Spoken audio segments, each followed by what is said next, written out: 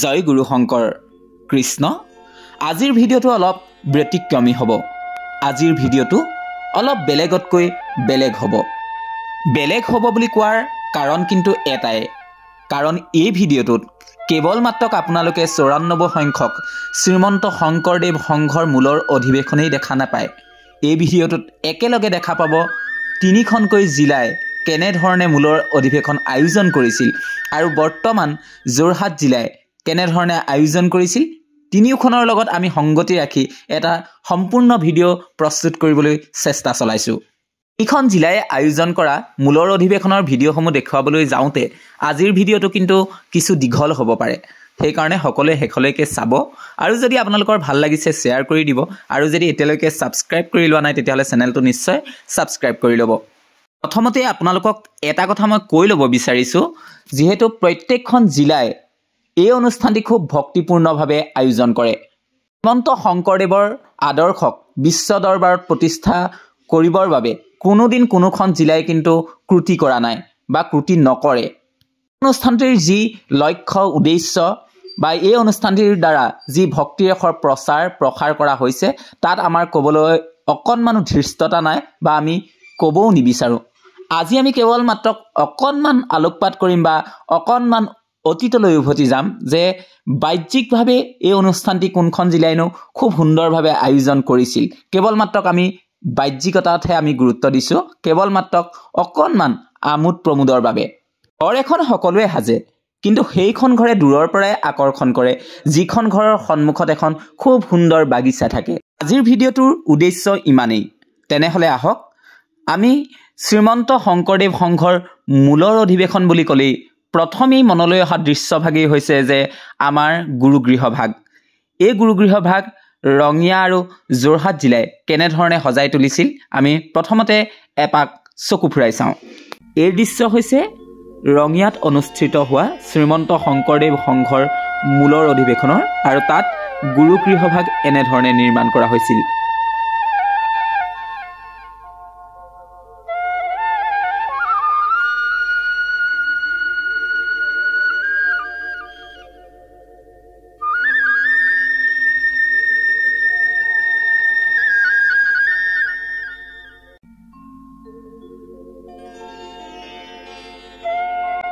আৰু এই দৃশ্য হৈছে ৯৪ সংখ্যক শ্ৰীমন্ত শংকৰদেৱ সংঘৰ যোৰহাট অধিৱেশনৰ গুৰুগৃহভাগ।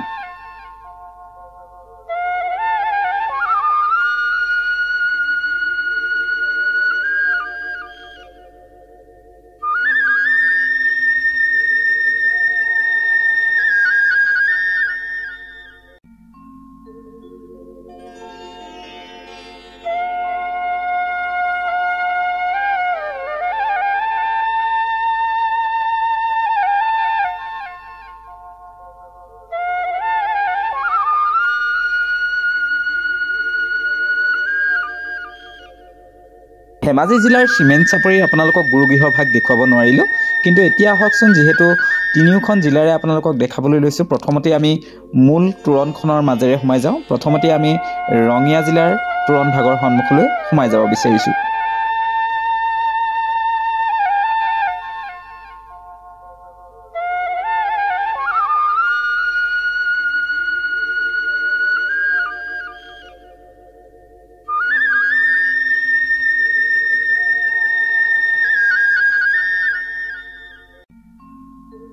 আৰু এই দৃশ্য হৈছে ধেমাজি জিলাৰ জোনাইৰ চিমেণ্ট চাপৰিত হোৱা শ্ৰীমন্ত শংকৰদেৱ সংঘৰ মূলৰ অধিৱেশনৰ এই মূল তোৰণ।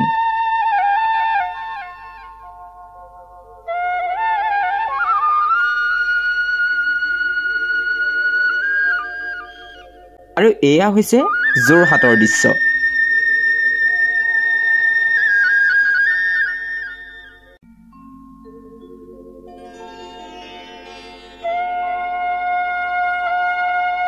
আটচৰাৰ পৰা সোমাই গ'লেই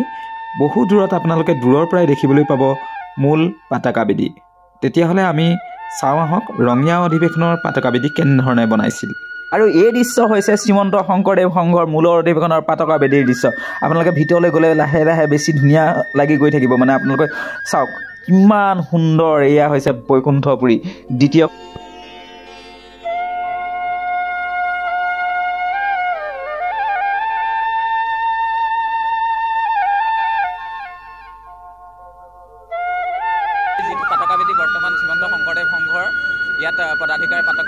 পৰে আৰু এইটো হৈছে পতাকা বিধি ইমান সুন্দৰকৈ ইয়াক সজোৱা হৈছে মই গোটেই সেইটো দেখুৱাইছোঁ জুম কৰি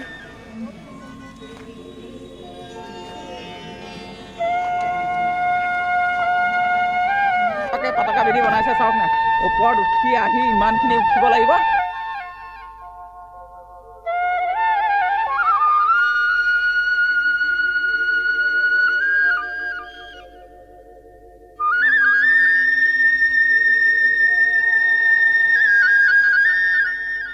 এইবাৰ আমি অকণমান ঘূৰি চাওঁ আহক কেন্দ্ৰীয় সেৱা বাহিনীৰ যি শিবিৰ আছে এই শিবিৰ ভাগলৈ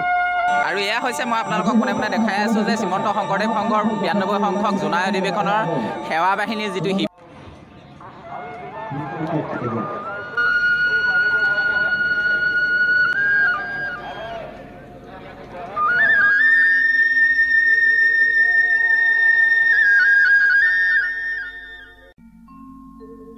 আৰু এয়া হৈছে যোৰহাটৰ দৃশ্য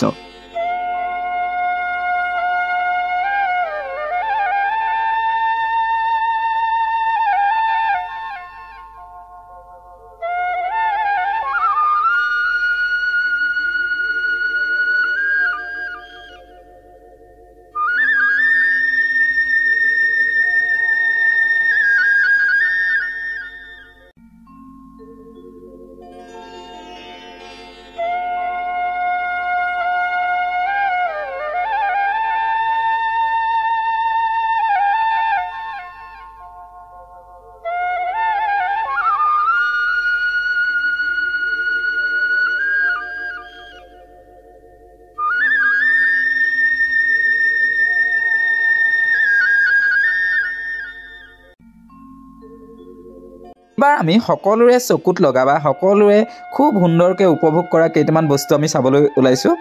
যিকেইটা খুব সুন্দৰভাৱে সজ্জিত কৰিছিলে প্ৰতিখন জিলাই ধেমাজি জিলাই কি কৰিছিলেনো এবাৰ চাওঁচোন আহক বিশেষ আকৰ্ষণৰ ভিতৰত ধেমাজি জিলাৰ এই শৰাইখন মোৰ খুব ভাল লাগিছিল যে ধানৰ ঠোকেৰে নিৰ্মাণ কৰি উলিয়াইছিলে এখন শৰাই আৰু দাঁতিতে পলমৰীয়া এজন আৰু লগতে মাছুৱৈ মানে দুজন মাছুৱৈ খুব সুন্দৰকৈ তেওঁলোকে ৰখাইছিলে আৰু লগতে কিন্তু এটা কথা স্বীকাৰ কৰিব লাগিব যে ধেমাজি জিলাই যি ভাগ মূল মণ্ডপ বনাইছিল সম্পূৰ্ণ ধানৰ ঠোকেৰে মই দেখাব নোৱাৰিলোঁ সেই ভাগ কিন্তু অতুলনীয় আছিল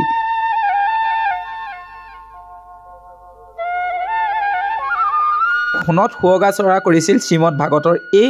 যিখন পুথি আছে সন্মুখতে বহুত ডাঙৰকৈ নিৰ্মাণ কৰিছিল ৰঙিয়া অধিৱেশনৰ এই যিখন শৰাই ফুলেৰে বনাইছিলে খুব সুন্দৰ লাগিছিলে দেখি আৰু লগতে মুখ্য আকৰ্ষণ আছিলে চক্ৰবেহু এই চক্ৰবেহু যোৰহাট অধিৱেশনটো হৈছিলে সেইটো আপোনালোকক দেখাম কিন্তু তাৰ চক্ৰবেহুতকৈ ৰঙিয়া অধিৱেশনৰ চক্ৰবেহুটোৰ সজ্জিতকৰণটো বৰ সুন্দৰকৈ কৰিছিলে মই এইটো বিনা দ্বিধাই ক'ব লাগিব যিহেতু মই যোৰহাটৰ অধিৱেশনতো দেখিছিলোঁ আৰু ৰঙিয়াটো দেখিছিলোঁ এইবাৰ যোৰহাট জিলাৰ মূলৰ অধিৱেশনৰ মুখ্য আকৰ্ষণৰ কেন্দ্ৰবিন্দু হৈ পৰিছিল এই আইফেল টাৱাৰ বাহিৰে নিৰ্মাণ কৰা খুব সুন্দৰ এটা মানে কীৰ্তিচিহ্ন তেওঁলোকে বনাবলৈ চেষ্টা কৰিছিলে এইটো হৈছে আইফেল টাৱাৰটো আৰু ৰাতিৰ পৰিৱেশত কিন্তু ই সঁচাকৈ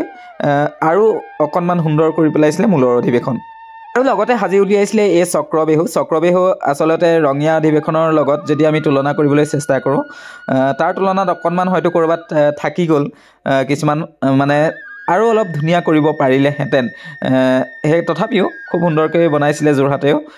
এইটো এটা মুখ্য আকৰ্ষণৰ কেন্দ্ৰবিন্দু আছিল বাণিজ্য মেলাৰ ভোজনালয়ৰ দৃশ্য আপোনালোকক নেদেখাওঁ কাৰণ ভোজনালয়ৰ যি দৃশ্য সেইটো সকলো জিলাতে প্ৰায় একেই হয় 10,000 ভকতে একেলগে সিদ্ধমুঠি গ্ৰহণ কৰে কিন্তু এইবাৰ আমি চাবলৈ চেষ্টা কৰিম আটাইতকৈ আমি আগ্ৰহেৰে ৰৈ থাকোঁ যি শোভাযাত্ৰাৰ দৃশ্য আৰু প্ৰথমতে আৰম্ভ কৰিম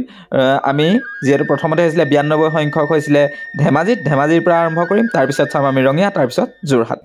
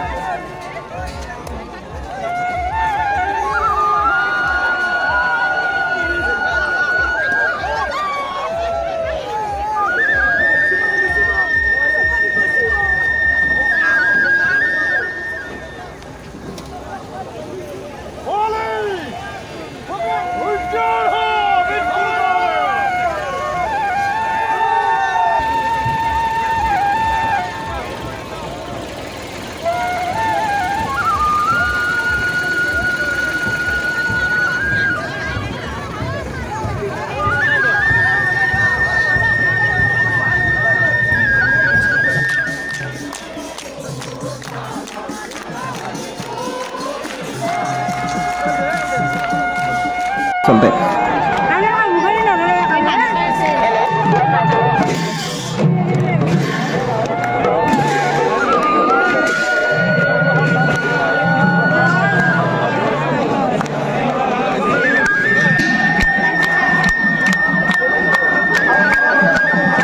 জাতি বৰ্ণ নিৰ্বিশেষে সকলো ওলাই আহে শ্ৰীমন্ত শংকৰদেৱ সংঘৰ মূলৰ অধিৱেশনৰ এই শোভাযাত্ৰালৈ আৰু সকলো কৃষ্টি সংস্কৃতিক ইয়াত প্ৰদৰ্শিত কৰা হয় কেনেধৰণে অসমৰ আমাৰ যিখিনি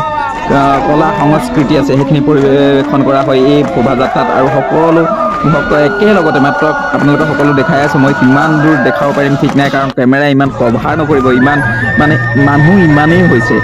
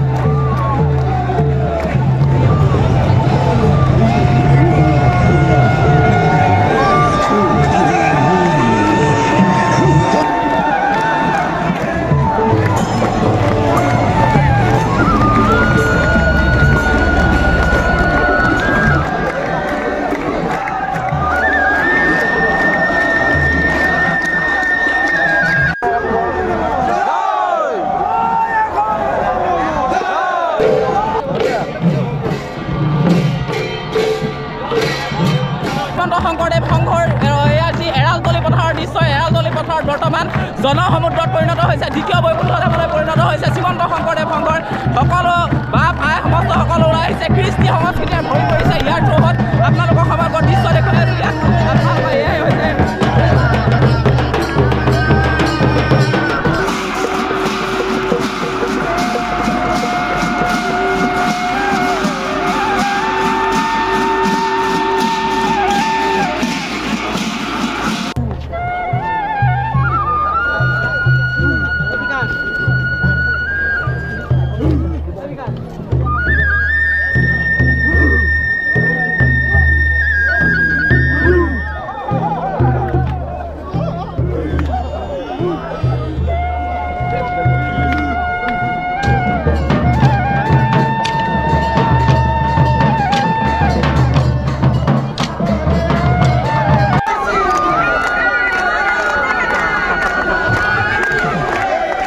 এয়াই আছিল 92, 93 আৰু 94 সংখ্যক মূলৰ অধিৱেশনৰ কিছু দৃশ্যাংশ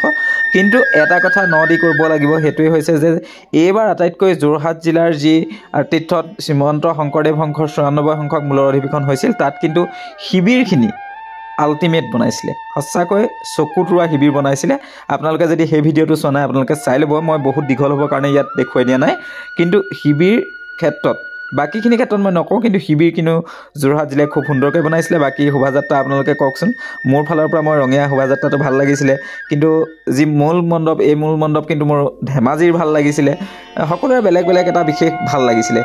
ভিডিঅ'টো ইমানতে শেষ কৰিছোঁ অকণমান সকলোৰে কৰবাত হয়তো কাৰোবাৰ বেলেগ এটাত ভাল লাগিব পাৰে কিন্তু মোৰ ভাল লগাখিনি আপোনালোকক ক'লোঁ আপোনালোকেও কমেণ্টত জনাব কাৰ ক'ত ভাল লাগিছে বা ক'ত কিবা আৰু উন্নত কৰিব পাৰি নেকি তেতিয়া শ্ৰীমন্ত শংকৰদেৱ সংঘৰ মূলৰ অধিৱেশনৰ আৰু সুন্দৰকৈ হয়তো পাতিবলৈ চেষ্টা কৰিব আৰু কোনোদিন ক্ৰুটি কৰা নাই সংঘই কিন্তু আৰু ভাল হওক আমি তাৰে কামনা কৰিছোঁ শেষত সকলোৱে শ্বেয়াৰ কৰি দিব যদি আপোনালোকে ছাবস্ক্ৰাইব কৰা নাই চেনেলটো নিশ্চয় ছাবস্ক্ৰাইব কৰি ল'ব জয় গুৰু শংকৰ